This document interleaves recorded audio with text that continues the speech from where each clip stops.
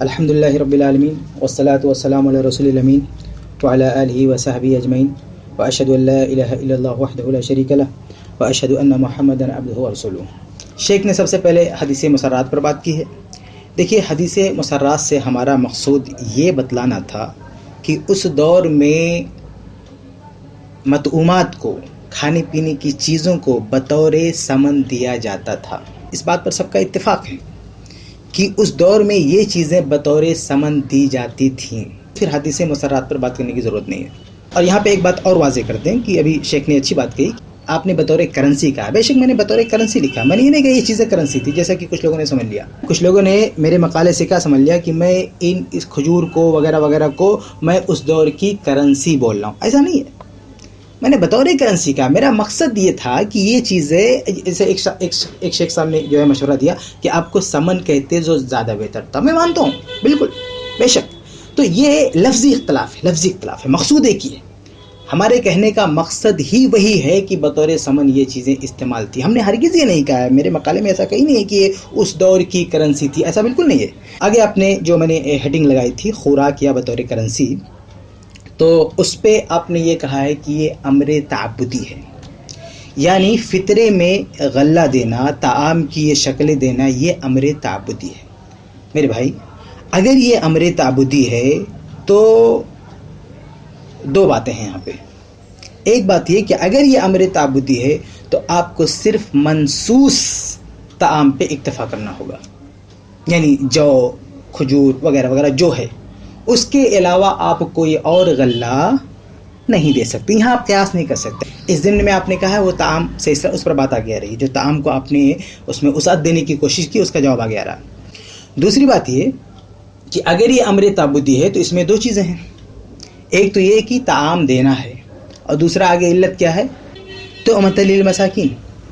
تو اگر یہ امر تعبدی ہے تو دونوں چیزوں کی پابندی ہونی چاہیے، یعنی آپ طعام دیں اور سامنے والا اس کو اپنا تومہ بنائے۔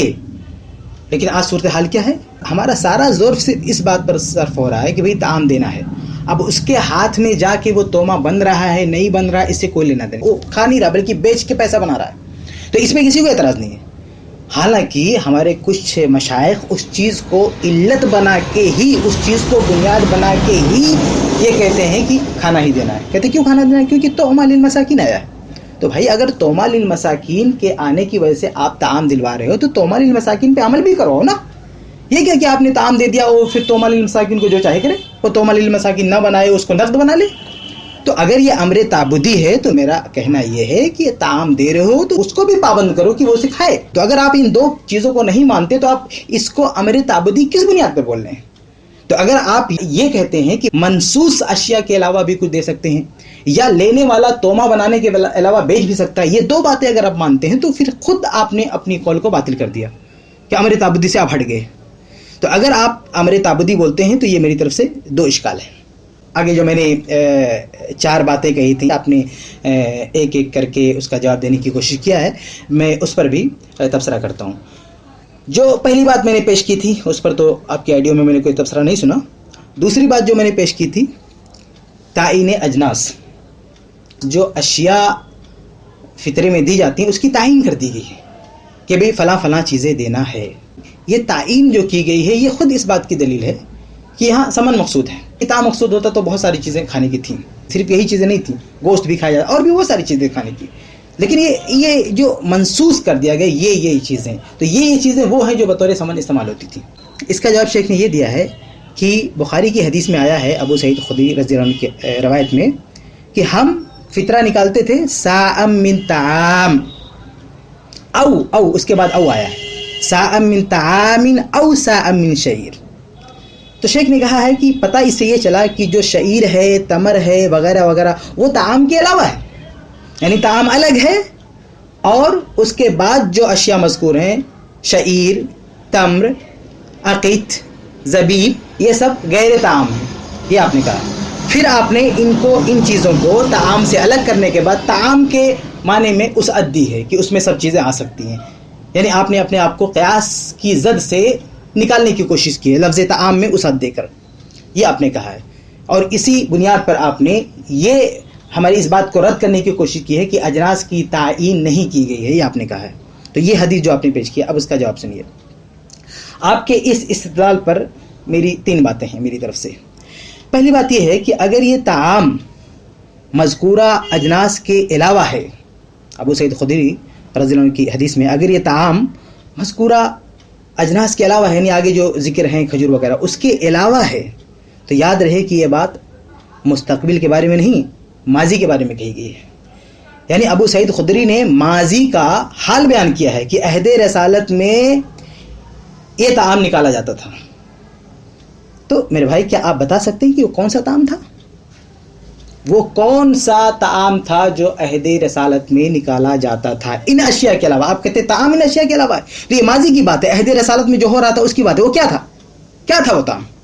آپ گیہوں کہیں گے؟ گیہوں کا تو خود منکر ہیں ابو سعید خدری رضی اللہ عنہ، وہ تو گیہوں کو نہیں مان رہے ہیں، ان کے لیے میں بات نہیں. تو پھر انہوں نے طعام سے کیا مراد لیا؟ یہ ایک سوال ہے آپ سے. آپ اس کو بتائیں کہ ابو سعید خدری نے جو اپنی روایت میں طعام کا لفظ استعمال کیا، انہوں نے ماضی کے حالات بتائے، ماضی میں کیا تھا طعام، کیا دیا جاتا تھا. یہ ایک بات.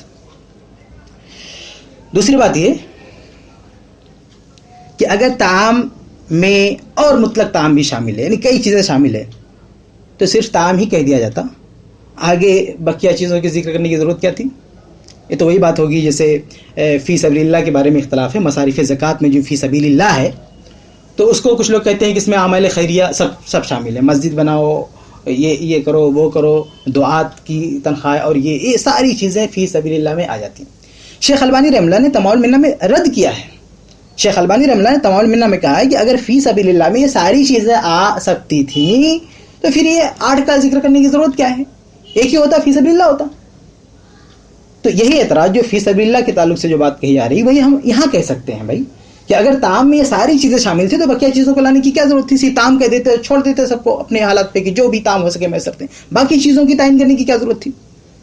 تو یہ باقی چیزوں طعام کے ساتھ اور اشیاء کا ذکر ہونا یہ اشارہ کرتا ہے کہ یہاں طعام مطلق نہیں ہے، بہت سارے کھانے مراد نہیں ہیں. یہ دوسری بات ہے. تیسری بات یہ ہے کہ اگر طعام کو بقیہ چیزوں کے علاوہ مان لیں تب تو ہمارا موقف اور مضبوط ہو جائے گا. بھائی ہم جو یہ کہنا چاہ رہے ہیں کہ بھئی بطور سمن یہ چیزیں بطور سمن دی جاتی تھی، تو اگر آپ کہہ رہے ہیں کہ طعام الگ ہے اور طعام کے بعد جو چیزیں مذکور ہوئیں وہ الگ ہے، تب تو ہمارا موقف اور ثابت ہو گیا. کیسے؟ اس لیے کہ طعام میں جو چیز ہے وہ بطور خوراک ہے اور اس کے علاوہ جو چیزیں وہ بطور سمن ہے، تو ہمارا مسئلہ بھی ثابت ہو گیا. آپ خود کہہ رہے ہیں کہ طعام الگ ہے، یہ چیزیں الگ ہیں. دیکھیے حافظ ابن حجر اللہ نے بھی یہ کچھ لوگوں کا یہ قول ذکر کیا ہے کہ قولہ ساء من طعام او ساء من تمر ھذا یقتضی المغایرہ بین الطعام و بین ما ذکر بعدہ. ابن حجر اللہ نے کہا، میں نے کہا اشارہ دیا تھا تفسیر میں کہ یہ چیزیں مجھے معلوم ہے، تو میں نے چھوڑ دیا تھا اس کو کہ کون جائے اس میں بحث کرنے کے لیے، لیکن آپ نے اس کو نقطہ اٹھایا ہے تو میں بات کر رہا ہوں.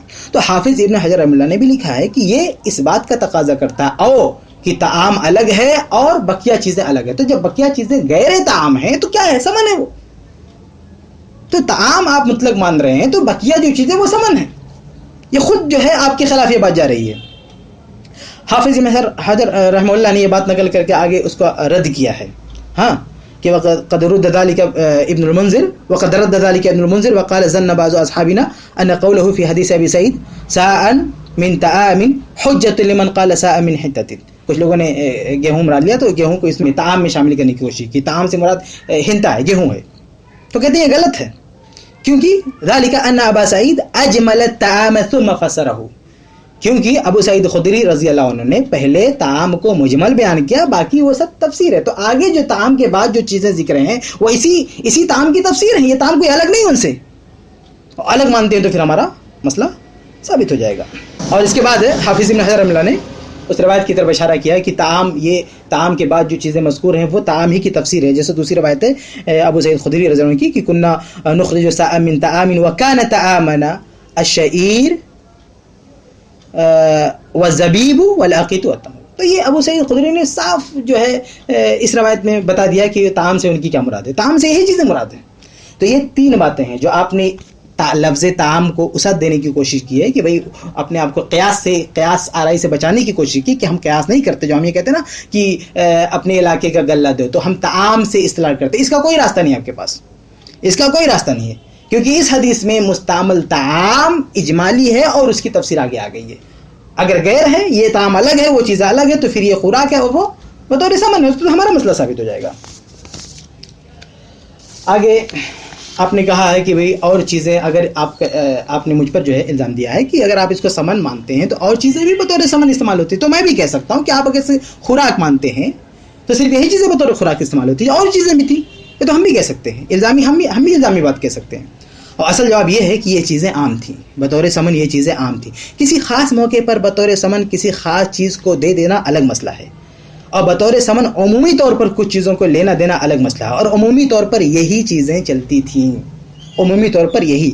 یہ شاذ واقعات الگ ہیں، الگ معاملات ہیں، لیکن عمومی طور پر جو لینا دینا ہوتا تھا، جن مطعومات سے لینا دینا ہوتا تھا، عمومی طور پر وہ یہی چیزیں تھیں جو اس میں فطرے والے کی حدیث میں مذکور ہیں. آگے میں نے جو تیسری بات کہی تھی اس میں آپ نے میرے ان الفاظ کو کوٹ کیا ہے کہ اصل مقصود کرنسی فراہم کرنا ہے، نہ کہ خوراک. پھر علت کی بات آپ نے کہی ہے، لیکن میں نے یہاں پہ جو بات پیش کی تھی اس اصل بات کا آپ نے جواب نہیں دیا ہے. اصل بات یہ تھی کہ کفارہ وغیرہ میں جہاں مقصود صرف کھانا کھلانا ہے، وہاں بنا بنایا کھانا ہی کھلانے کا حکم ہے. لیکن فطرہ میں صرف غلہ دینے کی بات ہے. اس وجہ تفریق کی کوئی توجیہ آپ نے نہیں کی ہے، بلکہ آگے علت بتلایا آپ نے کہ توما للمساکین کی علت بتائی ہے. میرے بھائی اگر یہی علت ہے تو کیا صرف یہ بتانے اور بحث کرنے کے لیے علت ہے؟ یہ توما للمساکین جس کو آپ علت قرار دے رہے ہیں، بنیادی علت، تو علت کس لیے ہے؟ صرف ہمارے اور لوگوں کے ساتھ بحث کرنے کے لیے علت ہے کہ اس پر عمل بھی ہوگا؟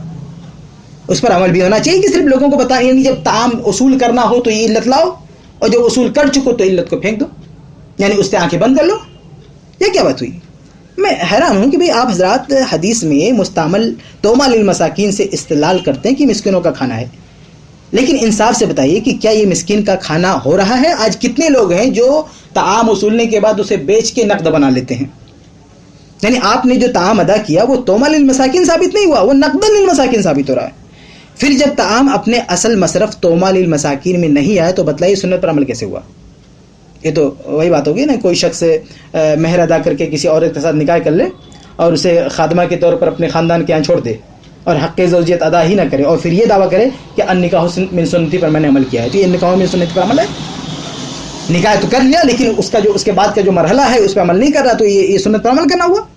تو یہ دفعہ طعام تو آپ نے کر دیا، لیکن اگلا جو مرحلہ ہے اس کا اگلا جو مرحلہ ہے کہ اس کو کھانا چاہیے، اس کا کھانا بننا چاہیے، جس کو آپ علت قرار دے رہے ہیں وہ اس پر عمل ہو رہا ہے؟ نہیں عمل ہو رہا اس پہ. تو پھر اس کو بطور علت بتا کے کیا فائدہ آپ کی طرف سے، جب اس کو آپ کسی کام میں نہیں لا رہے ہیں؟ اس کو وہاں جانے کے بعد آزادی دے رہے ہیں، جو چاہے کرے وہ. خلاصہ یہ ہے کہ سارا زور آپ حضرات کا اس پر ہے کہ طعام دینا ہے، لیکن اسے توما للمساکین بنانے پر کوئی زور نہیں ہے. کیا توما للمساکین یہ سنت کا حصہ نہیں ہے؟ آپ نے دینے والوں کے لیے تو یہ فتویٰ دے دیا کہ وہ صرف طعام ہی دیں گے، لیکن لینے والوں کے لیے یہ فتویٰ کیوں نہیں کہ وہ اصول کردہ طعام کو اپنے لیے توما ہی بنائیں؟ اگر دینے والا طعام کو، فطرہ دینے والا طعام کو رقم کی شکل نہیں دے سکتا ہے، تو مجھے یہ بتاؤ میرے بھائی کہ لینے والا اس طعام کو رقم کی شکل کیسے دے سکتا ہے؟ دونوں بات حدیث میں نا، طعام دفع طعام کی بات ہے اور توما للمساکین کی بات ہے. تو ایک جگہ آپ کہتے ہیں کہ وہ صرف طعام ہی دے گا، دوسری جگہ آپ آزادی دے رہے ہیں کہ اس کو نقد بنا لے. اور پھر عجیب بات یہ ہے کہ اسی علت کی بنیاد پر یہ دلوا رہے ہیں، اور جب یہ کام ہو گیا تو علت کی کوئی قدر و قیمت ہی نہیں ہے. بہرحال یہ میری تیسری بات پہ جو کچھ آپ نے کہا تھا اس کا میں نے جواب دیا ہے. آگے بڑھتے ہیں. آگے گیہوں کی بات ہے، تو اس کے بارے میں آپ نے کہا کہ بھئی گیہوں کے بارے میں نص ہے، مرفوع حدیث ہے نصف سا کی. پھر تو اللہ کے نبی صلی اللہ علیہ وسلم سے بھی قیمت کے اعتبار ثابت ہو گیا. یعنی ہم جو بات امیر معاویہ رضی اللہ عنہ سے ثابت کر رہے تھے وہ اللہ کے نبی صلی اللہ علیہ وسلم سے ثابت ہو گئی. آپ نے کہا کہ قیمت کی وجہ سے نہیں، نص ہی وارد ہے، تو ہمارا کہنا ہے کہ اس نص سے ہی قیمت کا اعتبار ثابت ہوتا ہے. یعنی ابھی یہ بات امیر معاویہ رضی اللہ عنہ تک تھی تو امیر معاویہ قیمت کا اعتبار کر دیتے، اللہ کے نبی صلی اللہ علیہ وسلم سے بات ثابت ہوگی تو گویا اللہ کے نبی صلی اللہ علیہ وسلم نے بھی قیمت کا اعتبار کیا، تو اس سے ثابت ہوتا ہے کہ قیمت کا اعتبار کیا جا سکتا ہے. آگے صحابہ کے بارے میں آپ نے کہا کہ اگر مان لیں کہ صحابہ نے قیمت کا اعتبار کیا، مان لیں صحابہ نے قیمت کا اعتبار کیا، یہ آپ کس بنیاد پر کہہ رہے ہیں مان لیں؟ مان کیوں نہیں رہے ہیں؟ گویا آپ یہ کہنا چاہتے ہیں کہ صحابہ نے قیمت کا اعتبار نہیں کیا. شاید ہو سکتا ہے کہ آپ کی نظر میں وہ روایت نہ ہو، یا ہو تو پتہ نہیں کیا اس کی تعویل کر رہے ہیں آپ. صحیح ابن خزیمہ کی ایک روایت ہے جس میں ابو سعید خدری رضی اللہ عنہ نے پوری صراحت کے ساتھ کہا ہے کہ امیر معاویہ نے قیمت کا اعتبار کیا، اور آپ کہتے ہیں کہ صحابہ نے قیمت کا اعتبار نہیں کیا. دیکھیں صحیح ابن خزیمہ کے الفاظ ہیں کہ ابو سعید خدری رضی اللہ عنہ سے کہا گیا، سند صحیح ہے، صحیح ابن خزیمہ کے محققین نے بھی اس کو صحیح کہا. ابو سعید خدری رضی اللہ عنہ سے پوچھا گیا او مدین من قم، کہ کیا 2 مد گیہوں یعنی نصف سا گیہوں دیا جائے گا؟ قال لا، ابو سعید خدری رضی اللہ عنہ نے کہا نہیں. تلک قیمت معاویہ، تلک قیمت معاویہ، تلک قیمت معاویہ، یہ میں 3 بار کہہ رہا ہوں، حدیث میں نہیں ہے، میں کہہ رہا ہوں. تلک قیمت معاویہ لا اقبلها ولا اعمل بها. ابو سعید خدری رضی اللہ عنہ پوری صراحت کے ساتھ کہہ رہے ہیں کہ یہ امیر معاویہ رضی اللہ عنہ کی قیمت ہے، انہوں نے قیمت کا اعتبار کہا، میں اسے قبول نہیں کروں گا، میں اس پہ عمل نہیں کروں گا. اور آپ کہہ رہے ہیں مان لیں کہ قیمت کا اعتبار کیا. بھائی صریح بیان موجود ہے ابو سعید خدری کا کہ قیمت کا اعتبار کیا، اور آپ کہیں کہ مان لیں. اس کے بعد آپ نے کہا ہے کہ اگر قیمت مان لیں تو بھی درہم و دینار کی طرف رجوع نہیں کیا بلکہ غلہ ہی دیا. اس کا جواب بھی وہی ہے کہ درہم و دینار کا 1 سا جیسی چھوٹی قیمت کے لیے اس وقت رواج نہیں تھا، یعنی چھوٹی چھوٹی چیزوں کے لیے درہم و دینار کا لینا دینا نہیں ہوتا تھا. اس کے بعد آپ نے قیمت کے اعتبار کے انکار کے لیے ایک مزید قیاس کیا ہے. حالانکہ ابھی میں نے صریح نص پیش کی ہے ابو سعید خدری رضی اللہ عنہ کے بیان سے کہ انہوں نے کہا کہ قیمت کا اعتبار کیا، لیکن آپ قیاس کرتے ہیں. آپ فرماتے ہیں کہ دیگر اشیاء کی قیمتیں مساوی نہ تھیں بلکہ صرف کھجور بھی کئی اقسام کی ہوتی تھی، اس لیے قیمت کا اعتبار ممکن نہیں. اس کا جواب یہ ہے کہ پہلی بات تو یہ کہ اعتبار قیمت کے لیے نص صحابی موجود ہے، صحابی کا بیان موجود ہے کہ انہوں نے قیمت کا اعتبار کیا، جیسے کہ ابن خزیمہ کے حوالے سے پیش کیا گیا، اس لیے آپ کا قیاس درست نہیں ہے. دوسری بات یہ کہ آپ نے مختلف اجناس کی قیمتوں کے الگ الگ ہونے پر کوئی دلیل نہیں دی ہے، بلکہ صرف یہ کہا ہے، یا یوں کہہ لیجئے کہ آپ نے بطور دلیل یہ کہا ہے کہ خود کھجور کی قیمتیں الگ الگ تھیں. آپ نے اجوا اور دوسری اقسام کا تذکرہ کیا، اسی طرح عمدہ اور ردی کھجور کا تذکرہ کیا ہے، اور اس تفریق کی تائید میں ایک حدیث کا حوالہ دیا ہے، اور بعد میں آپ نے اس سے درہم دینے پہ اصرار کیا، اس کا ابھی میں ذکر کروں گا. اس کا جواب یہ ہے کہ حدیث میں جو 1 سا کھجور کا ذکر ہے اس سے عمومی طور پر ایسی اوسط نوع اور ایسی اوسط کیفیت والی کھجور مراد ہے جس کی ایک خاص قیمت ہوتی ہے. یعنی اس وقت عرف میں مطلق 1 سا کھجور کی بات کہی جاتی تو اس سے ان کے ہاں جس نوع اور جس صفت والی کھجور مراد ہوتی تھی اصلاً اسی کا ذکر ہے. اس کی دلیل یہ ہے کہ امیر معاویہ رضی اللہ عنہ نے نصف سا گیہوں کو 1 سا کھجور کے برابر قرار دیا، اور ایک روایت میں کہ 1 سا جو کے برابر قرار دیا. اس سے 2 باتیں معلوم ہوتی ہیں. ایک تو یہ کہ کھجور اور جو دونوں کی قیمتیں مساوی تھیں، اور ایک بات یہ بھی معلوم ہوئی کہ 1 سا کھجور جب بولا تھا تو عرف میں ایک اوسط درجے کی، ایک اوسط نوعیت کی کھجوریں مراد ہوتی تھیں. تو آپ کیا کہنا کہ یہ قیمتیں اتنی اقسام کی کھجوروں میں اتنی ساری چیزیں، لیکن مسئلہ یہ ہے کہ عرف میں جب بولا جائے کہ 1 سا کھجور تو کیا مراد ہوگا اس سے؟ گھٹیا درجے کی کھجوریں یا اعلیٰ درجے کی کھجوریں کیا مراد ہوگا؟ تو کتنی ساری حدیثوں میں ملتا ہے 1 سا کھجور 1 سا کھجور. ہاں تو عرف میں گویا کہ یہ اشارہ ملتا ہے کہ عرف میں جب 1 سا کھجور بولا تھا تو ایک خاص قسم کی کھجور اور ایک خاص کوالٹی کی کھجور مراد ہوتی تھی، اور اس کی قیمت مساوی تھی جو کے، اور پھر ان دونوں کی قیمت مساوی تھی نصف سا گیہوں کے. اس لیے یہ آپ کا قیاس درست نہیں. آپ نے اول تو کوئی دلیل نہیں دی ہے، اوپر سے قیاس کیا ہے، اور اوپر سے آپ کا یہ قیاس ابو سعید خدری رضی اللہ عنہ کے صریح بیان کے سے ٹکرا رہا ہے. آگے آپ نے کہا کہ اگر قیمت کا اعتبار کرنا تو آج کھجور بہت مہنگی ہو گئی تو اس کو کم کر دیا جائے، یعنی نصف سا کھجور کر دیا جائے، اور گیہوں بہت سستا ہو گیا تو کیا 7 سا 8 سا کر دیا جائے. یہ آپ نے کہا معقول اعتراض ہے، اچھا اعتراض ہے. لیکن اس کا جواب یہ ہے کہ میرے بھائی کہ شریعت جس معاملے میں کوئی پیمانہ یا مقدار طے کر دے، ان پیمانوں اور ان طے کردہ مقدار میں کوئی تبدیلی ہم نہیں کر سکتے. قیمت کا اعتبار کیا ہے، ہم قیمت کا اعتبار کریں گے، لیکن اگر کوئی پیمانہ طے ہو گیا ہے عہد رسالت میں، بھلے اس زمانے کے لحاظ سے، تو ان پیمانوں میں اس مقدار میں کوئی تبدیلی نہیں ہو سکتی. اس کی کیا بہت ساری مثالیں ہیں، میں آپ کو کچھ مثالیں دوں. جیسے چور کا ہاتھ کاٹنے کے لیے ربع دینار کی مقدار متعین کی گئی کہ ربع دینار یا اس سے زائد اگر چوری کرتا ہے چور تو اس کا ہاتھ کاٹا جائے گا. اس دور کے لحاظ سے ربع دینار بہت بڑی چیز تھی، اس حساب سے یہ مقدار طے کی گئی. لیکن آج کی ڈیٹ میں ربع دینار کوئی بہت اتنی بڑی قیمت نہیں ہے، بہت بڑی قیمت نہیں لگتی ہے آج. لیکن کیا اس کی وجہ سے ہم قانون بدل دیں گے، یہ مقدار بدل دیں گے کہ نہیں ربع دینار سے اور بڑھا دیں کیونکہ یہ سب آج سستا ہو گیا ہے تو اور بڑھا دیں؟ یہ سب معمولی بات رہے گی, سب کے پاس ہوتا ہے اور بڑھا دیں, نہیں, جو شریعت نے مقدار طے کر دیا ہے ہم اس میں کچھ رد و بدل نہیں کر سکتے. ایک دوسری مثال دیکھیں, شریعت میں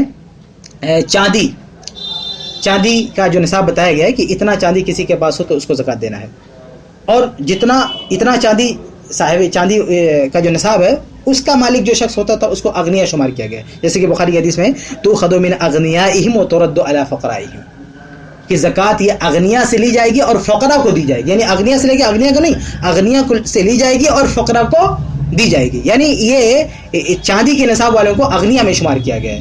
آج چاندی کے نصاب والی جو مالیت ہے وہ ایک عام فقیروں کے پاس بھی ہے, تو کیا ہم زکوٰۃ کے نصاب میں رد و بدل کر دیں گے؟ نہیں, بلکہ آج صورتحال یہ ہے کہ ایک فقیر کے پاس بھی اتنا پیسہ ہے کہ چاندی کے حساب سے اس پہ زکوٰۃ لاگو ہوتی ہے, اس کے باوجود بھی وہ آج فقیر مانا جاتا ہے, اس کے باوجود بھی, اور اس کو لوگ دیتے بھی ہیں, ہم اس میں رد و بدل نہیں کر سکتے. تو آپ نے جو یہ کہا نا کہ کھجوریں بہت مہنگی ہیں تو کم کر دو, گیہوں سستا ہو گیا آج تو اس کو بڑھا دو, ہم نہیں کر سکتے. تو ہمارا ماننا ہے کہ جو مقدار طے ہو گئی ہے, جو پیمانہ طے ہے, اس میں رد و بدل نہیں ہے. لیکن قیمت ہم کیوں مان رہے ہیں؟ کیونکہ قیمت کا اعتبار کیا ہے, اللہ کے نبی صلی اللہ علیہ وسلم نے قیمت کا اعتبار کیا. لیکن یہ جو پیمانے طے ہو گئے ہیں, یہ پیمانے بھلے اس لحاظ سے طے ہو, یہ ایک جگہ کا مسئلہ نہیں, ہر جگہ کا مسئلہ ہے. تو قیمت کا اعتبار ہے, اس سے یہ اشارہ ملتا ہے کہ قیمت, اور دوسری بات یہ کہ ہمیں یہ قرائن ملتے ہیں کہ یہ چیزیں بطور سمن دی جاتی تھی. تو یہ جو کہہ رہے ہیں کہ گھٹا بڑھا دو, تو یہ جو ہے نصوص میں تبدیلی ہم نہیں کر سکتے, کیونکہ ہر جگہ کا معاملہ یہی ہے کہ جو طے کر دیا گیا اس لحاظ سے بھلے آج وہ معاملہ بدل گیا ہو لیکن وہی رہے گا. یہ اس بات کا جواب ہے. آگے آپ نے امیر معاویہ اور ابو سعید خدری رضی اللہ عنہ کے بارے میں بات کی ہے کہ اختلاف کس بارے میں تھا, قیمت اور غلے میں تھا یا غلے کی مقدار میں تھا. یہاں پہ دو باتیں ہیں, ایک یہ کہ امیر معاویہ رضی اللہ عنہ نے کس چیز کا اعتبار کیا, یہ ایک بات ہے, اور دوسری بات ابو سعید خدری رضی اللہ عنہ نے کیا موقف اپنایا, یہ دو باتیں ہیں. پہلی بات کہ امیر معاویہ رضی اللہ عنہ نے کس چیز کا اعتبار کیا, تو اس کے بارے میں ابھی میں پیش کر چکا ہوں کہ ابو سعید خدری رضی اللہ عنہ کا صریح بیان کہ تل کا قیمتوں میں معاویہ, تو امیر معاویہ رضی اللہ عنہ نے قیمت کا اعتبار کیا تھا, یہ صریح بیان موجود ہے, اس میں قیاس کی گنجائش نہیں ہے. اب رہی بات ہے کہ ابو سعید خدری رضی اللہ عنہ کا موقف کیا تھا, تو ابو سعید خدری رضی اللہ عنہ کا موقف یہ تھا کہ وہ صرف انہی اجناس کو نکالیں گے جو عہد رسالت میں نکالتے تھے. آپ کہہ رہے ہیں کہ مقدار میں اختلاف تھا, اگر مقدار میں اختلاف ہوتا تو ابو سعید خدری یہ کہتے کہ میں 1 سا گیہوں نکالوں گا, لیکن انہوں نے 1 سا گیہوں نکالنے کی بات نہیں کی ہے. اسے پتہ چلتا ہے کہ وہ سرے سے گیہوں نکالنے ہی کے قائل نہیں تھے. اگر مقدار کا مسئلہ صرف ہوتا تو مقدار وہ بڑھا دیتے, یعنی 1 سا گیہوں کر دیتے. وہ امیر معاویہ نے آدھا کا, انہوں نے 1 سا کر دیا, لیکن نہیں, انہوں نے سرے سے گیہوں ہی کا رد کر دیا کہ ہم اس کو نہیں نکالیں گے, ہم وہی نکالیں گے جو ہم اللہ کے نبی صلی اللہ علیہ وسلم کے دور میں نکالتے تھے. تو ابو سعید خدری رضی اللہ عنہ کا جو موقف ہے وہ سرے سے گیہوں نہ نکالنے کا ہے. یہ اور بات ہے کہ ابو سعید خدری رضی اللہ عنہ کا یہ جو اقدام ہے یہ تقوی کی بنیاد پر ہے. جیسے کہ احمد شاکر رحمہ اللہ نے ذکر کیا ہے کہ ابو سعید خدری رضی اللہ عنہ بہت سارے مسائل میں اس طرح کے تشدد کرتے تھے, ان کا یہ اپنا تقوی تھا. اس لیے امام ابن حزم رحمہ اللہ نے جو موقف اختیار کیا اور اپنے تائید میں ابو سعید خدری رضی اللہ عنہ کو جو لینے کی کوشش کی, میں سمجھتا ہوں وہ صحیح نہیں ہے. آگے آپ نے توما للمساکین پر جو میں نے بات کی تھی اس پر آپ نے گفتگو کی ہے کہ ظاہر کس پر دلالت کر رہا ہے. ظاہر معنی کا انکار کس نے کیا بھائی, بلکہ ہم نے تو آگے خود لکھا ہے کہ اس کے مقاصد میں ایک مقصد خوراک فراہم کرنا بھی ہے, آگے ہم نے خود لکھا ہے. تو کون اس کا منکر ہے کہ ظاہر کیا ہے؟ یہاں بات یہ ہے کہ اس میں حصر کا معنی نہیں ہے, اس میں حصر نہیں کہ صرف توما ہی ہونا چاہیے, ایسا نہیں ہے. اور میرے خیال سے شاید آپ بھی اس کے قائل نہیں ہوں گے, بلکہ وہ اگر اسے بیچ کر دیگر چیزوں میں استعمال کر لے تو یہ بھی درست ہے. شاید ہو سکتا ہے آپ بھی اس کے قائل ہوں کہ وہ توما لے کر طعام لے کر اس کو توما نہ بنائے بیچ لے تو بھی اس کے لیے گنجائش ہے. جب ہم یہ کہتے ہیں کہ قیمت بھی کوئی دے سکتا ہے تو استدلال کیا کرتے ہیں بھائی لوگ, کہتے ہیں توما للمساکین آیا ہے, تو ہم یہ سمجھا رہے ہیں کہ کیا وہ توما للمساکین صرف خوراک کے لیے ہے, کھانے کے لیے؟ سوال میری طرف سے یہ ہے کہ اگر آپ اس کو رد کرتے کہ نہیں توما کے علاوہ اور گنجائش نہیں, تو اور گنجائش نہیں تو نقد کیوں بنوا رہے ہیں؟ یعنی جو لے رہا ہے اسے کہنا چاہیے کہ بھئی یہ صرف توما کے لیے, کھانے کے لیے, تم اس کو بیچو مت, صرف کھاؤ اس کو. اگر کوئی فقیر فطرے میں کھانا وصول کر کے اسے کھائے نہ بلکہ بیچ دے تو آپ کیا اس کی گنجائش دیں گے؟ اگر نہیں تو کوئی بات نہیں, لیکن اگر ہاں تو پھر بتائیے ایسے فقیر پر توما للمساکین کیسے صادق آئے گا؟ آپ میرے بارے میں شکوہ کر رہے ہیں کہ آپ تومے کا اور سارا مطلب بیان کر رہے ہیں, تو میں آپ سے پوچھ رہا ہوں کہ اگر آپ گنجائش دے رہے ہیں کسی کو کہ وہ طعام لے کر توما نہ بنائے بیچ دے, تو آپ مجھے سمجھائیے کہ توما للمساکین کیسے ہوگا اس کے حق میں؟ آپ نے آگے کہا کہ دوسری حدیث میں کوئی معنی سیاق کے لحاظ سے نکل رہا ہے, تو اس کا یہ مطلب نہیں ہے کہ یہاں بھی وہی معنی ہو. ہم نے میراث والی حدیث میں توما کا لفظ دکھایا ہے یہ بتانے کے لیے کہ بھی توما صرف کھانے کے لیے نہیں آتا ہے. ہم نے یہ نہیں کہا کہ یہاں پہ جو طعام ہے وہ توما ہے وہ میراث کے لیے, یہ تو ہم نے نہیں کہا نا. آپ نے خود کہا کہ اصل معنی مراد ہوگا الا یہ کہ قرائن دوسرے معنی پر دلالت کریں, قرائن سے طے ہوگا کہ توما کس معنی میں. تو ہم نے قرائن پیش کیا, ہم نے جو یہ باتیں پیش کی نا 3-4 باتیں, یہ قرائن ہے. یہ قرائن ہے کہ یہاں پہ توما خوراک کے لیے بھی ہے اور سمن کے لیے بھی ہے. ہم توما کو دونوں مانتے ہیں, یعنی کھانا بھی ہے اور وہ سمن بھی ہے. اگر آپ صرف توما ہی مانتے ہیں اور کوئی دوسری گنجائش نہیں دیتے تو آپ پر بھی ایک اعتراض وارد ہوتا ہے کہ وہ لینے والا کرے کیا, جو وصول کر رہا ہے اس کو کیا کرنا چاہیے, اس کو لے کے کھائے ہی یا بیچ بھی سکتا ہے, کیا ہے وہ بیچ بھی سکتا ہے. تو پھر آپ خود توما کا ایک مطلب نہیں لے رہے ہیں, اس میں بھی گنجائش دے رہے ہیں. آگے آپ نے تصدقوں کی مثال دی ہے اور کہا کہ خاص سیاق میں کوئی اور معنی ہو تو اصل معنی مفقود نہیں ہوگا. ہم نے کب کہا کہ اس کا اصل معنی مفقود ہوگا؟ یہ جو آپ نے خاص سیاق کی بات کی, تو یہاں بھی تو خاص سیاق کی بنیاد پر ہی ہم نے یہ بات کہی ہے. آپ کہہ رہے ہیں کہ فی بضع احدکم صدقہ, اس سے ہر جگہ وہ چیز مراد نہیں ہے. تو ہم نے کب کہا کہ وہی ہر جگہ وہی مراد لیں گے؟ بھئی کہاں صدقے کا کیا مفہوم ہے وہ قرائن سے طے ہوگا. اسی طرح توما کا معاملہ ہے کہ توما کا کیا مفہوم ہوگا, قرائن سے طے ہوگا. تو یہاں ہم نے جب قرائن یہ دکھلا رہے ہیں, ہم یہ بتلا رہے ہیں کہ یہاں بطور سمن ہے, تو جب ہم یہ بتا رہے ہیں, ہم یہ قرائن دے رہے ہیں, تو ساتھ میں ظاہر سی بات ہم کو حق ہے توما کا مفہوم طے کرنے کا, اور ہم اس کو خوراک بھی مان رہے ہیں اور سمن بھی مان رہے ہیں. تو اس کا اصل معنی بھی ایسا نہیں کہ اس کو اصل معنی سے بالکل ہٹا رہے ہیں. آگے ہم نے جو یہ کہا تھا کہ ایک سا غلے کے متبادل کوئی کرنسی نہیں تھی, تو اس کا جواب آپ نے دیا. آگے میں نے جو اصل بات کہی تھی کہ ایک سا کے متبادل کوئی کرنسی نہیں ہے, اس کے جواب میں آپ نے کوئی ایسی دلیل نہیں پیش کی جسے یہ ثابت ہوتا کہ ایک سا غلے کی قیمت کے متبادل کوئی کرنسی عہد رسالت میں تھی. آپ نے جو مثالیں دی ہیں ان میں سے کسی مثال میں بھی ہماری بات کے خلاف کوئی چیز مجھے تو کم سے کم نظر نہیں آئی. آپ نے صرف یہ کہا نا کہ درہم کو حصص میں بانٹ دیا جائے, مثلا ربع درہم یا کم سے کم عشر درہم. تو کیا عشر درہم یا ربع درہم کرنے کے بعد بھی وہ ایک سا کے برابر نہیں ہوگا؟ بے شک ہم یہ مانتے ہیں کہ ربع درہم ایک سا غلے کے مساوی ہو سکتا ہے, بالکل ہو سکتا ہے. لیکن سوال یہ ہے کہ کیا عہد رسالت میں ربع درہم سے لینے دینے کا رواج تھا؟ کوئی ایسی مثال ہے آپ کی نظر میں کہ کسی موقع پر ربع درہم کی بات ہوئی ہو کہ بھئی یہ چیز آپ ربع درہم میں لے لو یا یہ چیز مجھے ربع درہم میں, ایسی کوئی مثال ہے؟ آپ نے نہیں پیش کیا ایسی کوئی مثال. ربع درہم کی ایسی کوئی مثال نہیں پیش کی کہ ربع درہم وہاں پہ چلتا ہو. ایسی مثالوں کا نہ ملنا اسی طرح اشارہ کرتا ہے کہ ربع درہم اتنی کم قیمت ہے کہ اس مقام پر کرنسی کے بجائے متومات ہی کا تبادلہ ہوتا تھا. یعنی ربع درہم کی مقدار میں جو چیزیں ہوتی تھی تو وہاں پہ درہم و دینار نہیں استعمال کرتے تھے, متومات سے لین دین کرتے تھے. تو آپ نے صرف امکان پیش کیا, تو اس کو ہم مانتے ہیں کہ ربع درہم مساوی ہو سکتا ہے. لیکن سوال یہ ہے کہ کیا ربع درہم چلتا تھا؟ کیا ربع درہم سے لین دین ہوتی تھی؟ اس کا کہیں تذکرہ کسی روایت میں ملتا ہے؟ نہیں ملتا. ایک جگہ صرف مجھے ڈھونڈنے سے ایک جگہ صرف ملا, لیکن وہ بھی صحیح نہیں ہے, ثابت نہیں ہے. آپ نے یہ جو کہا ہے نا, اس کی کچھ مثالیں بھی دی ہیں, تو اس کی بھی وضاحت کر دیتا ہوں. آپ نے چور کا ہاتھ کاٹنے سے متعلق کہا کہ ربع درہم پر ہاتھ کاٹنے کی بات ہے. میرے بھائی ربع درہم پر ہاتھ کاٹنے کی بات ہے.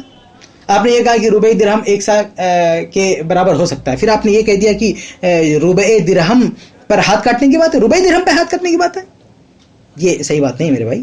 میرے سامنے جو بات ہے وہ کہ ربع دینار کی بات ہے. بھائی چور کے لیے ربع دینار کی بات ہے, ربع درہم کی بات نہیں, ربع دینار کی بات. ربع دینار کے بارے میں ہم مانتے ہیں کہ ربع دینار کا لین دین میں استعمال ہوتا تھا, لیکن ربع درہم کا نہیں.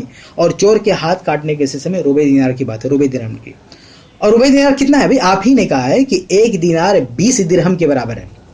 یہ آپ نے کہا, صحیح بات ہے. اس اعتبار سے ربع دینار 5 درہم کے برابر ہے. ربع دینار 5 درہم کے برابر ہے. اس اعتبار سے اگر ہم یہ فرض کر لیں کہ ربع درہم, اگر ہم یہ فرض کر لیں کہ ربع درہم ایک سا غلہ کے مساوی تھا, تو دینار میں اس کی مساوی قیمت ایک دینار کے 80 حصے میں سے ایک ہوگی. یعنی ایک دینار کہ آپ 80 حصہ کریں گے تو ایک دینار کے 80 حصے میں سے ایک حصہ ایک سا غلے کے برابر ہوگا. تو بتائیے بھائی اس دور میں ایک دینار کے 80 حصے کے حساب سے لین دین ہوتی تھی؟ آپ کئی دینار بھی دے سکتے ہیں بھائی, دینار کا 80 حصہ کریں گے تو ایک حصہ ایک سا پہ آئے گا. تو اس طرح کا کہیں کوئی مثال ملتی ہے کہ دینار کا نام لیا گیا اور لین دین کے مسئلے میں ایک سا کے لیے, یعنی ایک دینار کا 80 حصہ کر کے؟ کوئی ایک مثال ہو تو بتائیں. اس لیے میرے خیال سے تو دینار کی بات بالکل بھول ہی جائیے. دینار فطرے میں دینار دینے کی کو تو کوئی گنجائش ہی نہیں دکھ رہی مجھے. آگے آپ نے کفارے کے تعلق سے بھی ربع درہم یا نصف دینار کی بات کی ہے. تو یہاں بھی آپ نے ربع درہم کے الفاظ استعمال کیے ہیں. جیسے آپ نے چور کا ہاتھ کاٹنے کے بارے میں کہا ربع درہم, یہاں بھی آپ کے الفاظ ربع درہم ہے. لیکن مجھے نہیں دکھا کسی روایت میں کہ کفارے کے بارے میں ربع درہم کہا گیا. آپ نے جس روایت کی طرف اشارہ کیا ہے اس میں ربع درہم کا لفظ نہیں ہے, اور ہو سکتا ہے کہ آپ کی سبقت لسانی ہو, غالب بات یہی ہے کہ شاید آپ بھی اس کو نہ مانتے ہو, بس آپ کے منہ سے نکل گیا ہو ربع درہم, یہی ہو سکتا ہے شاید, واللہ عالم. جو بھی ہو آپ انشاءاللہ وضاحت کریں گے اس کی. تو یہاں بھی یہ جو کفارے کے بارے میں درہم کی بات نہیں ہے میرے بھائی, دینار اور نصف دینار کی بات آئی ہے. نصف دینار کی بات آ گئی, لیکن کیا نصف دینار ایک سا غلے کے برابر ہے؟ بلکہ اگر ہم ربع درہم کو ایک سا غلے کے برابر مان لیں تو اس حساب سے نصف دینار کے کم و بیش 40 حصے کیے جائے تب جا کر ایک حصہ ایک سا غلے کے برابر ہو. یعنی نصف دینار کا آپ 40 حصہ کریں, نصف دینار کا 40 حصہ کریں تو اس نصف دینار کے 40 حصے میں سے ایک حصہ ایک سا غلہ کے برابر ہوتا ہے. پھر بتلائیں کہ کیا اس حساب سے دینار لینے دینے کا رواج تھا کہ بھئی نصف دینار کا 40واں حصہ, ایسا کہیں رواج تھا؟ نہیں تھا. آگے آپ نے ابو طیبہ والی حدیث پیش کی ہے جس میں اللہ کے نبی صلی اللہ علیہ وسلم کے تعلق سے حجامت کا ذکر ہے کہ آپ نے حجامت بنوائی اور اس کا اجرت دیا. تو ایک حدیث میں ہے کہ ایک سا کھجور دیا. آپ نے طبرانی کی ایک دوسری روایت پیش کی ہے کہ اس میں اسی ایک سا کھجور کو 1 دینار سے تعبیر کیا گیا. اللہ اکبر. اس روایت پر میں کیا بات کروں, آپ میری سمجھ میں نہیں آتا کہ آپ نے کیسے یہ استدلال کر دیا. یہ میری سمجھ میں نہیں آتا کہ آپ نے کیسے استدلال کر دیا کہ ایک سا کو 1 دینار کا. کہاں ایک سا کی قیمت اور کہاں 1 دینار, کتنا تفاوت ہے, کتنا بعد المشرقین ہے دونوں میں. ایک سا کو 1 دینار بول دیا, بعد المشرقین ہے دونوں میں, اور آپ اس سے استدلال کر رہے ہیں کہ بھئی وہ ایک سا کھجور کو 1 دینار کہا گیا ہے. 1 دینار ابھی میں نے اوپر بتایا ہے جوڑ کے, اور آپ ہی کے پیمانے کے مطابق بتایا ہے کہ اگر ہم یہ مان لیتے ہیں کہ ربع درہم 1 سا غلے کے برابر ہے تو دینار میں اس کا متبادل 1 دینار کے 80 حصے میں سے ایک حصہ ہے. سمجھ رہے, 1 سا غلہ برابر ہے 1 دینار کے 80 حصے میں سے ایک حصے کے.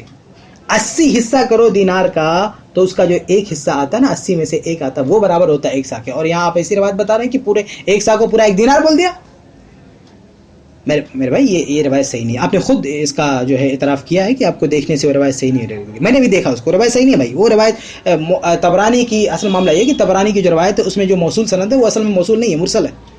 وہاں راوی سے غلطی ہوئی. ابن ابی شیبہ اور کئی روایات میں ہے وہ اصل اس روایت کی سند, اصل اس میں ارسال ہے. بہرحال میں اس میں تفصیل میں نہیں جانا چاہتا کیونکہ خود آپ نے وہ دعویٰ نہیں کیا اس روایت کی صحت کا, اس لیے مجھے ضرورت نہیں ہے کہ اس میں اصول حدیث میں جا کے اس کو میں ثابت کروں, کیونکہ خود آپ نے دعویٰ نہیں کیا کہ روایت صحیح ہے.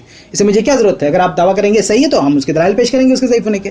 تو بہرحال یہ اس میں بھی ایسی کوئی بات نہیں ہے جو آپ نے دکھانے کی کوشش کی ہے. آگے آپ نے بہت ہی زوردار انداز میں موارد زمان کی ایک روایت پیش کی ہے ابو سعید خدری رضی اللہ عنہ کے حوالے سے, اور یہ ثبوت دکھانے کی کوشش کی ہے کہ اللہ کے نبی وسلم کے دور میں 1 سا غلے کے متبادل درہم کا استعمال ہوتا تھا. آپ نے جو روایت پیش کیا ہے اس میں کیا ہے کہ ایک یہودی آیا جو لے کے, کھجور لے کے, فسأر مدم بمد النبی صلی اللہ علیہ وسلم بدرہم. یہ آپ نے پڑھا ہے کہ اللہ کے نبی صلی اللہ علیہ وسلم نے ایک مد کی قیمت 1 درہم لگائی, اور 1 مد ربع سا ہوتا ہے, یعنی 4 درہم میں 1 سا, یعنی 4 درہم. یعنی اللہ کے نبی صلی اللہ علیہ وسلم نے اگر 1 مد کی قیمت 1 دی ہے, یعنی اس روایت کے مطابق اللہ کے نبی صلی اللہ علیہ وسلم نے 1 مد کی قیمت ایک درہم دی ہے, تو 1 سا آپ نے کتنے ملیا؟ 1 سا آپ نے 4 درہم ملیا. یعنی آپ کے کہنے کا مطلب یہ ہوا کہ 1 سا کی متبادل کرنسی 4 درہم موجود تھی عہد رسالت میں. یہ آپ کہنا چاہتے ہیں میرے خیال سے. تو اس روایت کو پیش کر کے آپ نے یہ دکھانے کی کوشش کی ہے کہ عہد رسالت میں 1 سا غلے کے متبادل 4 درہم چل رہا ہے. یہ آپ دکھانا چاہتے ہیں میرے بھائی. سوال یہ ہے کہ اگر عہد رسالت میں 1 سا غلے کی متبادل کرنسی 4 درہم تھی تو میرے بھائی آپ یہ بتاؤ کہ عمر بن عبدالعزیز رحمہ اللہ کے دور میں, اور وہ روایت تو آپ نے بھی صحیح مانی ہے, اس پر کوئی اعتراض نہیں کیا, عمر بن عبدالعزیز رحمہ اللہ کے دور میں 1 سا غلہ یا آدھا سا گیہوں کی قیمت کتنا طے کیا تھا انہوں نے؟ نصف درہم.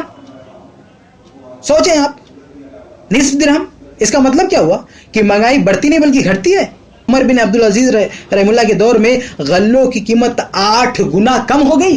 عہد رسالت میں تو 1 سا کی قیمت کتنی لگائی جا رہی ہے؟ 4 درہم. اور عمر بن عبدالعزیز رحمہ اللہ کے دور میں 1 سا کی قیمت کتنی لگائی جا رہی ہے؟ 1 سا غلہ یا نصف سا گیہوں کی قیمت کتنی لگائی جا رہی ہے؟ نصف درہم. یہ اتنا فرق, یعنی زمانہ اور بڑھا اور قیمت گھٹتی چلی جا رہی ہے. قیمت تو بڑھتی ہے بھائی, یہاں تو آپ گھٹا رہے ہیں. 8 گنا قیمت گھٹ گئی غلے کی.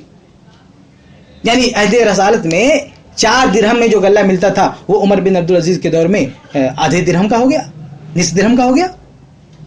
تو اس سے جو آپ نے میرے بھائی استدلال کیا ہے، اصل میں پوری روایت کو اپنے سامنے نہیں رکھا ہے. پوری روایت کیا آپ دیکھیں، یہ اصل میں ایک خاص موقع کی بات ہے، عام حالت نہیں ہے. لوگ بھوکمری کے شکار ہو گئے تھے اور بھوکمری کی وجہ سے غلوں کی قیمت آسمانوں کو چھو رہی تھی. اس وقت اہل مدینہ کو غذائی قلت کا سامنا تھا اور غذائی قلت ہونے کی وجہ سے بھوکمری ہو رہی تھی اور اس کی وجہ سے کھانے پینے کی اشیاء کی قیمت بہت بڑھ گئی تھی. تو بھائی اچانک اگر مہنگائی بڑھ جائے بھوکمری کی وجہ سے، غذائی قلت کی وجہ سے، تو ظاہر ہے کہ اس وقت متبادل ہو جائے گا. لیکن اس کو کیا پورے ہمیشہ کے لیے اس کو معمول بنا لیں گے؟ کیا ہمیشہ ایسے ہوتا تھا؟ یہ کیسے آپ نے اسے استعمال کر دیا، سمجھ میں نہیں آتا. وہ تو ایک خاص موقع نا بھائی. ابھی آپ دیکھیں ہمارے ہندوستان میں کبھی کبھی پیاز کی قیمت کتنی بڑھتی ہے پتہ ہے؟ ابھی 10 روپے کلو، کبھی کبھی 100 روپے کلو بڑھ جاتی ہے. کبھی کبھی پیاز کی قیمت 100 روپے کلو بڑھ جاتی ہے. تو کیا یہ کہتے ہیں کہ عام حالات میں ایک پیاز کی قیمت 100 روپے کلو ہے؟ ایسا نہیں ہے. اور یہ بات جو ہے خود اس حدیث میں دیکھیے، اس حدیث کے الفاظ کیا ہیں؟ وَكَانَ قَدْ أَصَابَ النَّاسَ قَبْلَ ذَلِكَ جُوعٌ لَا يَجِدُونَ فِيهِ طَعَامًا، کہ لوگوں کو بھوک لاحق ہوئی، غذائی قلت کا سامنا ہوا. لا يجدون فيه طعاما، وہ لوگ کھانا نہیں پا رہے تھے، ان کو کھانے کے لیے کچھ نہیں تھا، اتنا کم ہو گیا تھا. فأتى النبي صلی اللہ علیہ وسلم الناس، لوگ اللہ کے نبی کے پاس آئے. یہ آپ کی روایت پڑھ رہا ہوں میں جو آپ نے پیش کیا ہے.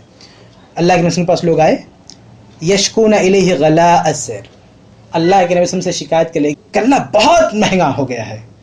تو یہ وضاحت تو خود اس روایت کے اندر موجود ہے کہ وہ غلہ بہت مہنگا ہو گیا تھا، اس کی وجہ سے یہ سب ہوا تھا.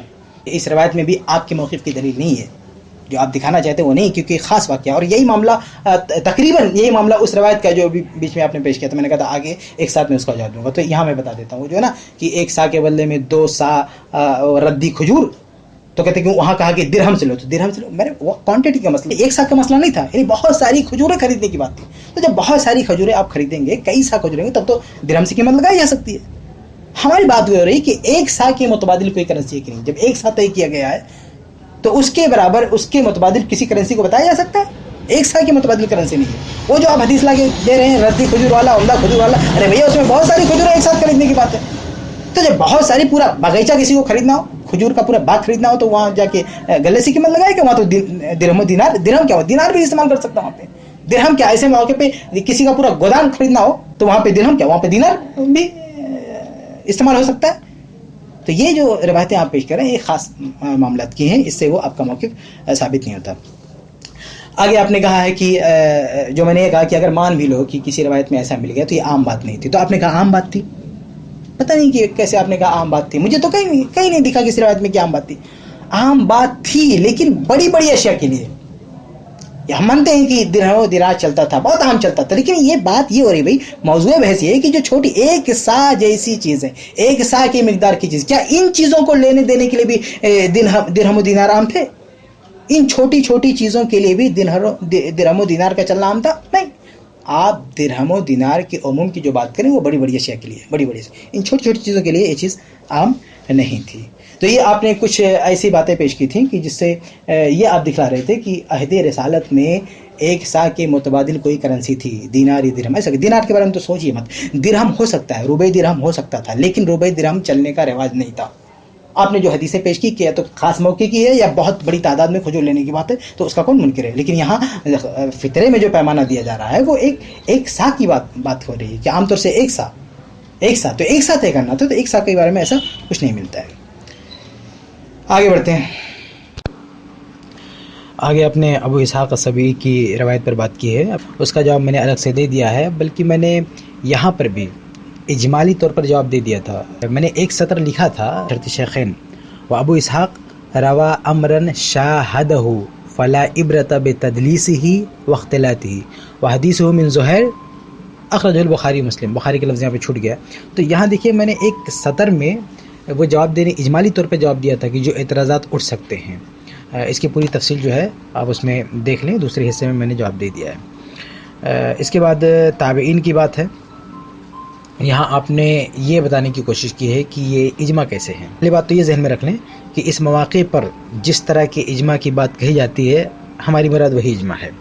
آپ نے یہاں دعوی اجماع کے خلاف 2 بات کہی ہے. ایک یہ کہ ماقبل اس سے پہلے صحابہ اس کے خلاف رہے ہیں، اور دوسرا یہ کہ مستقبل میں بھی لوگوں کا خلاف موجود ہے، پھر اجماع کیسے ہوگا؟ سب سے پہلے یہ بات لیتے ہیں کہ ماضی میں اس کے خلاف بات موجود ہے، یہ آپ نے کہنے کی کوشش کی ہے، آپ کے الفاظ ہیں کہ صحابہ کرام کا 100 سال تک تقریباً 1 صدی پوری، اب اس میں پتہ نہیں عہد رسالت کو بھی شامل مان ہے کہ نہیں، اگر اس کو بھی شامل مان رہے ہیں تو میرے خیال سے اجماع کی بات آتی ہے تو اللہ کے نبی صلی اللہ علیہ وسلم کے دور کو شامل نہیں کیا جاتا اس میں، کیونکہ اللہ کے نبی صلی اللہ علیہ وسلم کے دور میں اجماع نہیں ہوتا ہے، تو جب اجماع کا معارضہ آپ پیش کریں تو اللہ کے نبی صلی اللہ علیہ وسلم کے دور کو نہیں لیا جاتا ہے۔ بہرحال پتہ نہیں کیا آپ کی مراد ہے، جو بھی ہو، آپ نے ماقبل میں صحابہ کی بات کی ہے کہ اس سے پہلے صحابہ کا کیا موقف رہا ہے۔ میں پوچھتا ہوں بھائی آپ یہ بتائیں کہ صحابہ میں سے کس نے یہ کہا ہے کہ قیمت نکالنا ناجائز ہے؟ یہاں پہ آپ نے ایک اصول سمجھانے کی کوشش کی ہے، بدعتی کہتے ہیں منع کی دلیل۔ بھائی یہ بدعتی لوگ دلائل کے باب میں یہ بات کرتے ہیں، ہم یہاں دلائل کی بات نہیں کر رہے ہیں، ہم یہاں علماء کے اختلاف کی بات کر رہے ہیں، یہاں بات اجماع کی ہو رہی ہے۔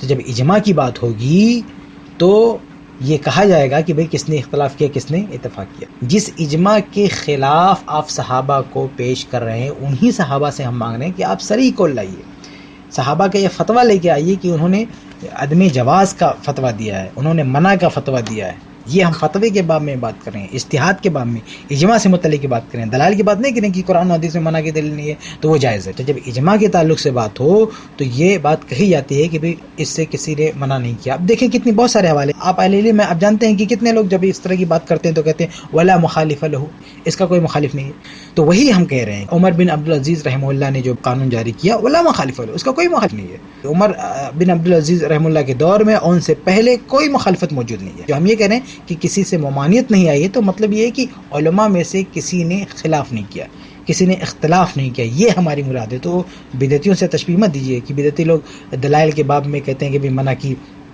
دلیل چاہیے، بلکہ کبھی کبھی دلائل کے باب میں بھی یہ بات کہنے کی گنجائش ملتی ہے۔ مثال کے طور پر کبھی عموم سے استدلال ہو، کہ تحفۃ العوضی سے میں ایک مثال دوں، تحفۃ العوضی میں ایک بحث ہے کہ ایک جماعت کے بعد دوسری جماعت کر سکتے کہ نہیں، تو کچھ لوگوں نے یہ کہا کہ دوسری جماعت اس شرط پر کر سکتے ہیں کہ دوسری جماعت بنانے والوں میں سے ایک متنفل ہو اور کچھ مفترض ہوں، پھر دونوں بعد میں آنے والے ہوں تو ان کی جماعت نہیں ہوگی، لیکن اس میں ایک متنفل ہو ایک مفترض ہو تو جماعت ہو جائے گی، باقی لوگوں کی جماعت دوسری نہیں ہوگی۔ اس پر علامہ مبارک پوری رحمہ اللہ کیا لکھتے ہیں تحفۃ العوضی میں، کہتے ہیں الا انه لم يثبت عدم جواز تکرار الجماعت اصلا لا بمفترضین ولا بمفترض ومتنفل۔ دیکھیے یہاں پہ کیا کہہ رہے ہیں کہ تکرار جماعت کا عدم جواز ثابت نہیں ہے، یعنی منع کی دلیل نہیں ہے۔ کیوں ایسا کہہ رہے ہیں؟ کیونکہ انہوں نے ایک عموم سے استدلال کیا ہے۔ اب سامنے والے اس کی حد بندی کر رہے ہیں کہ بھئی اس عموم میں صرف یہ بات لے سکتے ہیں، فلاں بات نہیں لے سکتے، تو علامہ مبارک پوری رحمہ اللہ کہہ رہے ہیں فلاں بات کیوں نہیں لے سکتے، کیا اس کے خلاف منع کی دلیل ہے؟ تو اس طرح کی کبھی بات آتی ہے تو نصوص میں بھی یہ کہنے کی گنجائش ملتی ہے کہ منع کی دلیل ہے، عموم وغیرہ سے متعلق۔ بہرحال یہ ہمارے موضوع سے متعلق نہیں ہے، ہم نے جو منع کی بات کی وہ اس باب میں نہیں کی، دلائل کے باب میں نہیں کی، ہم نے علماء کے اجتہاد کے باب میں کی، شریعت کے تعلق سے نہیں بات کی، قرآن و حدیث کے تعلق سے نہیں بات کی، علماء کے تعلق کہ علماء میں کس نے منع کا فتویٰ دیا۔ یہ بالکل ایسے ہی جیسے اہل علم لکھتے ہیں کہ لا مخالف لو، اس کا کوئی مخالف نہیں، تو اسی طرح سے ہم نے یہ بات کی کہ کس نے اس سے اختلاف کیا۔ تو یہ جو آپ نے کہا کہ ماضی میں اس کے خلاف موجود ہے، اس کے خلاف موجود ہے۔ ماضی میں کیا ہے کہ صحابہ کرام طعام نکالتے تھے، ٹھیک ہے طعام نکالتے تھے، لیکن طعام نکالنے کی وجہ کیا یہ تھی کہ وہ صرف اسی کو جائز سمجھتے تھے، اسی کو واجب سمجھتے تھے، اس کے علاوہ دیگر قیمت کو ناجائز سمجھتے تھے؟ یہ ان کا عمل ملتا ہے کہ انہوں نے یہ عمل کیا، اس سے یہ کیسے آپ کشید کر رہے ہیں کہ انہوں نے قیمت کو ناجائز سمجھا؟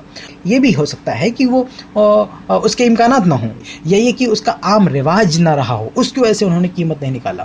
ہاں تو قیمت نہ نکالنا اس بات کی دلیل نہیں کہ وہ قیمت کو حرام سمجھ رہے ہیں۔ اس لیے اگر اجماع کے خلاف آپ صحابہ کو لا رہے ہیں تو صحابہ سے صراحتاً ثابت کیجیے کہ انہوں نے اس کو ناجائز کہا ہے۔ جب ان سے یہ ثابت ہی نہیں کہ انہوں نے اس کو حرام کہا ہے، اس کو ناجائز کہا ہے، تو ان کو اجماع کے خلاف کیسے کھڑا کر سکتے ہیں؟ یہ بات ہے۔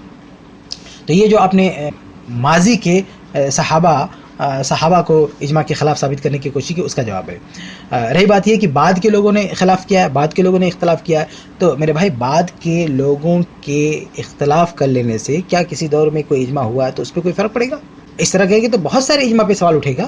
امام ابن المنذر رحمہ اللہ اپنی کتاب الاجماع میں کتنے ایسے مسائل پہ کہتے ہیں اجماع ہوا، لیکن اس کے بعد کے لوگوں نے اس پہ اختلاف کیا ہے، تو کیا کہیں گے کہ وہ اجماع کا دعویٰ غلط ہے؟ بعد کے لوگوں کے اختلاف کرنے سے وہ اس میں فرق پڑے گا؟ تو یہ جو بعد کے لوگوں کو آپ نے اجماع کے معارض پیش کیا، اجماع کے خلاف پیش کیا، یہ بھی درست نہیں ہے. تو ایک دور میں اجماع ہو گیا ہے، تو آپ ماقبل کی جو بات کر رہے ہیں پہلے دور کے لوگوں کی، ان میں سے کسی کا فتویٰ نہیں ہے اس اجماع کے خلاف. اور بعد کے لوگوں کا فتویٰ ہے، ٹھیک ہے ہم مانتے ہیں اس کو، بعد کے لوگوں کا فتویٰ ہے، لیکن پہلے لوگوں نے جب اس کے خلاف کوئی فتویٰ موجود نہیں، تو بعد کے لوگوں کے اختلاف کرنے سے پہلے لوگوں کے اجماع پہ کیا فرق پڑتا؟ کوئی فرق نہیں پڑتا اس سے. آگے آپ نے کہا کہ خلیفہ وقت پر نکیر کی بات آپ نے کی ہے کہ خلیفہ جب کوئی قانون پاس کر دیتا ہے تو اہل سنت والجماعت کا منہج ہے کہ اس کے خلاف بات نہیں کی جائے گی، گرچہ وہ مرجوح قول پر فتویٰ دے دے. ٹھیک ہے، خلیفہ نے کوئی قانون پاس کر دیا تو اس کے خلاف فتنہ فساد کرنا یہ جائز نہیں ہے، یہ ٹھیک ہے ہم مانتے ہیں. لیکن کیا یہاں پر یہ بھی گنجائش نہیں ہے کہ علمی طور پر کوئی اپنی رائے بھی ظاہر نہیں کر سکتا؟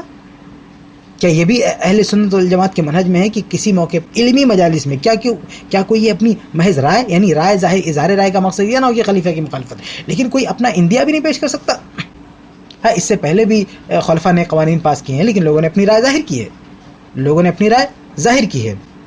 آپ نے کئی مثالیں پیش کی ہے. عمر فاروق رضی اللہ عنہ کے بارے میں آپ نے کہا کہ انہوں نے طلاق کا قانون پاس کیا. تو سب سے پہلے آپ یہ طے کر لیجئے کہ عمر فاروق رضی اللہ عنہ کا وہ فیصلہ، وہ فرمان کیا ایک فتویٰ تھا یا ایک تعزیری قانون تھا؟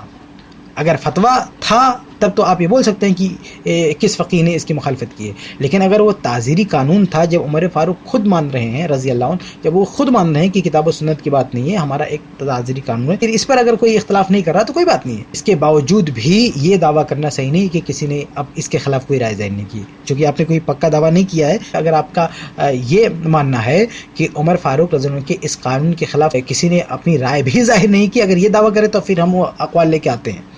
ایسے آپ نے عثمان رضی اللہ عنہ کی مثال پیش کی، تو عثمان رضی اللہ تعالیٰ عنہ کے تعلق سے بھی اختلاف کی رائے کا اظہار موجود ہے. جو آپ نے حوالہ دیا خود اس میں یہ بات موجود ہے کہ اس کے خلاف رائے کا اظہار کیا گیا. تو یہ کہنا کہ بھئی خلیفہ نے کوئی قانون پاس کر دیا، کوئی بات کہہ دی، مرجوح قول پہ فتویٰ دے دیا، ہر آدمی اپنی زبان بند کر لے گا، ٹھیک ہے، کوئی مخالفت نہیں کرے گا، کوئی نکیر نہیں کرے گا، فتنہ فساد نہیں کرے گا، لیکن علمی طور پر کوئی اپنی رائے ظاہر کر سکتا ہے. اس کی مثالیں ملتی ہیں. اس لیے یہاں پہ یہ کہنے کی گنجائش ہے اجماع، یہ کہنے کی گنجائش ہے کہ یہاں پر اجماع ہوا ہے، کہ اگر یہ اس سے دوسرے لوگ اس سے متفق نہ ہوتے تو ٹھیک ہے، مخالفت نہیں کرتے، اس کے خلاف فتنہ فساد والی بات نہیں ہوتی، لیکن علمی مجالس میں تو رائے ظاہر کرنی چاہیے ان کو. آگے دیگر اہل علم کے اقوال کا آپ نے جواب دیا ہے کہ بھئی کتاب و سنت میں کسی کی بات حجت نہیں، تو ہم نے بھی ان کو بطور حجت تھوڑی پیش کیا ہے، ہم نے اپنے فہم کی تائید میں ان کو پیش کیا ہے، فہم کی تائید میں. یہ جواب دینے کی ضرورت ہی نہیں ہے آپ کو کہ بھئی کتاب و سنت کے خلاف ان کی بات کو سنا گیا، سب جانتے ہیں الحمدللہ. آگے آپ نے کہا صحابہ کا فہم سب پر مقدم ہے، تو ہم بھی یہ مانتے ہیں، بلکہ ہم اس مسئلے میں وہی کر رہے ہیں، اس مسئلے میں ہم وہی کر رہے ہیں کہ صحابہ کے فہم کو سب پر مقدم کر رہے ہیں، کیونکہ عہد صحابہ میں اور عہد تابعین میں منع کا فتویٰ نہیں ہے. منع کے فتوے کا کوئی سراغ عہد صحابہ میں، عہد تابعین میں نہیں ملتا ہے، جبکہ ان کے سامنے یہ نصوص ہیں. تو گویا کہ صحابہ نے اور تابعین نے ان احادیث کا مطلب یہی سمجھا ہے کہ اس میں قیمت کی گنجائش ہے. یعنی صحابہ اور تابعین کا یہ فہم نہیں ہے ان نصوص کے ساتھ کہ اس میں قیمت کی گنجائش ہی نہیں ہے. تو آپ کہہ رہے ہیں فہم صحابہ سب پر حجت ہے، تو وہی تو ہم کر رہے ہیں. یا آپ سمجھ رہے ہیں کہ صحابہ نے منع کا فتویٰ دیا ہے، حرمت کا فتویٰ دیا ہے کہ حرام ہے، تو یہ آپ کی سمجھ ہے. ہمیں تو ایسا نہیں مل رہا ہے صحابہ کی زندگی میں، تابعین کی زندگی میں، بلکہ یہ منع کا قول یہ بات کی پیداوار ہے. یہ فہم سلف کے خلاف یہ بات ہے. میرے خیال سے سب سے پہلے امام مالک ہوں گے، امام مالک رحمہ اللہ ہوں گے کہ انہوں نے یہ عدم جواز کی بات کہی ہے، ورنہ اس سے پہلے جو تابعین ہیں، صحابہ ہیں، ان میں سے جواز کا قول تو ملتا ہے لیکن منع کا قول نہیں ملتا. اب یہاں پھر وہ دلائل کی بات مت کی کہ ہم یہاں علماء کے اقوال کی بات کر رہے ہیں. تو جب صحابہ اور تابعین کے دور میں یہ بات متفق علیہ کی قیمت دی جا سکتی ہے، تو ان کا فہم، ان کا بھی ایک فہم ہے نصوص کا، اسی کو ہم مقدم کر رہے ہیں. آگے آپ نے بڑا تعجب کا اظہار کیا ہے کہ آپ نے یہ کیسے کہہ دیا منع کی دلیل نہیں. میرے بھائی میں نے کہاں کہا ہے؟ میرے مقالے میں کہاں یہ بات ہے کہ میں نے کہا کہ کتاب و سنت میں منع کی دلیل نہیں ہے اس لیے جائز؟ یہ بات میں نے کی، یہ بات میں نے ہرگز نہیں کی. آپ اس میں عید میلاد النبی اور پتہ نہیں کیا کیا مثالیں دینے لگے بدعتیوں سے تشبیہ دیتے ہوئے. تو اس طرح کی بات نہیں کرنی چاہیے. پہلے سامنے والے کا موقف سمجھ لینا چاہیے کہ وہ کس سیاق میں، کس پس منظر میں یہ بات کر رہا ہے، اس کے بعد اب سیدھا جا کے بدعتیوں سے ملا دینا یہ بہرحال اچھی بات نہیں ہے. آگے آپ نے تناقض کی بات کہی ہے کہ بھائی آپ ایک طرف یہاں سمن کی بات کرتے ہیں اور یہاں، تو یہ تناقض کی بات تب کرتے ہیں جب ہم نے یہ کہا ہوتا ہے کہ بھی روپیہ نہیں نکال سکتے. ہم نے کہا روپیہ نہیں نکال سکتے، ہم نے تو آپ لوگوں کے موقف پر یہ بات کہی ہے کہ آپ حضرات جب ایک جگہ نصوص میں اس قدر ظاہریت کا ثبوت دیتے ہیں تو یہاں پہ کیسے آپ نے نصوص میں یہ گنجائش سمجھ لی کہ روپے دے سکتے ہیں؟ اور یہاں اصل بات یہ ہے، یہاں پہ میں نے دو بات کہی تھی، ایک یہ کہ روپے میں زکوٰۃ کیسے، زکوٰۃ کی بات آپ کیسے کریں، اور دوسرا یہ کہ سونے اور چاندی کے زکوٰۃ میں جو چیز نکالی جاتی ہے وہ سونا چاندی ہونا چاہیے، آپ روپے کیوں نکال لیں؟ یہ دونوں باتیں میں نے کیوں کہی؟ اس لیے کہ جو آج روپیہ ہے یہ مالیت کی رسیدیں ہیں، لیکن کون سے مالیت کی؟ کیا یہ سونا، یہ عین سونا چاندی کا بدل ہے؟ اس بارے میں دیکھیے معاشیات سے دلچسپی رکھنے والے کیسی کیسی باتیں لا رہے ہیں کہ بھئی یہ صرف سونا چاندی نہیں بلکہ اور بھی چیزیں دیکھ کر اور بھی چیزوں کی بنیاد پہ کرنسیاں بنی ہیں، اور چیزوں کا اس میں اناج بھی ہے، یعنی اناج کا بھی بدل ہے، یعنی اناج کی جگہ پہ۔ تو جب یہ صورتحال ہے اس کرنسی کی تو اسے آپ کیسے سونا چاندی کے کھاتے میں رکھ رہے ہیں؟ کیسے وہاں پہ جو ہے سونا چاندی کی زکوٰۃ میں کیسے سونا چاندی نکالنے کے بجائے اس طرح کی چیز نکال رہے ہیں، اس طرح کی رسید نکال رہے ہیں جو عین سونا چاندی کی رسید نہیں بلکہ اور چیزوں کی بھی رسید ہے؟ اس قیاس کی گنجائش کہاں سے آپ کو نکل گئی؟ آخر میں یہ واضح کر دوں کہ یہ جواب صرف شیخ صاحب کا نہیں ہے بلکہ بہت سارے لوگوں نے اعتراضات کیے ہیں، بہت کئی لوگوں نے یہی اعتراض جو انہوں نے خوبصورتی کے ساتھ ایک ساتھ بیان کیے، یہ لوگوں نے ادھر ادھر کر کے بیان کیے۔ اس شیخ کو جو میں نے جواب دیا ہے یہ جواب سمجھا جائے ان لوگوں کے لیے بھی جن لوگوں نے یہ بات کہی ہے۔ آخر میں ایک چیز اور واضح کر دوں، کچھ لوگوں نے یہ بات لے کے پکڑ کے بیٹھ گئے کہ انہوں نے افضلیت کی بات کی، کچھ لوگوں نے کہا کہ آپ قیمت کو افضل مانتے ہیں اور دوسرے علماء جواز کی بات کرتے ہیں تو وہ ان کو اپنے ساتھ کیوں لے رہے ہیں؟ ہم بھی اصل جو ہمارا موقف وہ جواز ہی کا ہے، اصل موقف افضلیت کا نہیں ہے۔ افضلیت کا موقف حالات کے لحاظ سے، حالات کے لحاظ سے، حالات کیا ہیں؟ حالات سے ہماری مراد یہ ہے، مثال کے طور پر بھی آپ نے پیسے سے غلہ خریدا، آپ نے اس کو دے دیا فقیر کو، اس نے بھی لے جا کے پھر بیچ دیا، اس بیچ میں کتنا بڑا خسارہ ہوتا ہے۔ آپ جائیں خرید کے لائیں اور پھر اس کو دیں، پھر وہ بھی آپ کے ہاتھ سے نکلا رقم، آپ کی جیب سے نکلی رقم اور اس کے بالآخر اس کے ہاتھ میں پہنچی رقم، تو اس بیچ میں یہ دوڑ دھوپ کرنا اور پھر یہ پیسے ضائع کرنا، یہ اس کا کیا ہے؟ تو ان حالات کی روشنی میں ہم نے یہ کہا ہے کہ بھئی یہ جب ایسے حالات آئے کہ ہم جس کو دے رہے ہیں غلہ، ہمیں پکا پتہ ہے کہ وہ بیچ کے کرنسی بنانے والا ہے، وہ بیچ کے اس کو روپے بنانے والا ہے، وہ بیچ کے اس کو نقدی بنانے والا ہے، یہ پکا ہمیں طے ہے، تو پھر ہم بہتر یہ کہ ہم اس کو پیسہ ہی دے دیں۔ اب اگر ہم کو یہ پتا ہے کہ ہم اس کو کھجور دیں گے، یہ کھجور کھائے گا تو اچھی بات ہے، یہی افضل ہے کھجور دینا، لیکن جب حالات ایسے ہوں کہ ہم اس کو غلہ دیں گے پھر بھی وہ بیچ کے پیسہ ہی بنانے والا ہے، تو ان حالات میں ہم یہ کہہ رہے ہیں کہ جو یہ چیز افضل ہے، ورنہ اصل ہمارا موقف جو ہے وہ جواز ہی کا ہے، اصل موقف جواز کا ہے، اور حالات کے لحاظ سے، حالات اور مواقع کے لحاظ سے یہ بات کہی جائے گی کہ کیا افضل ہے اور کیا افضل نہیں ہے۔ آخر میں ایک آخری بات اس پر میں اپنی بات ختم کرتا ہوں کہ دیکھیے جواز کا جو موقف ہے یہ کوئی نیا موقف نہیں ہے، اس پر اتنا وویلا مچانا، اتنا تشدد کرنا یہ اچھی بات نہیں ہے۔ سلف میں اس کے قائلین رہے ہیں، اس لیے آج جس انداز سے لان تان کیا جا رہا ہے جواز کے قائلین پر وہ مناسب نہیں ہے۔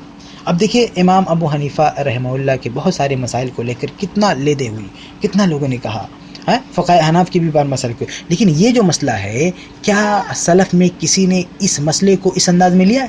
یعنی قائلین جواز کے تعلق سے ایسی ایسی باتیں کہیں جو آج کہی جا رہی ہیں۔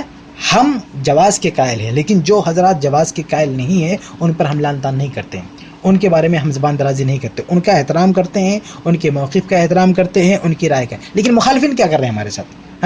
وہ تو لعن طعن پر اترا ہے، تو یہ لعن طعن میں کیا ان کا کوئی سلف ہے؟ بھائی جواز کے قائلین پہلے بھی رہے، لیکن کیا ان پر لعن طعن کی گئی ہے؟ ان کو کچھ کہا گیا ہے؟ تو پھر آج یہ انداز کیوں اپنایا جا رہا ہے؟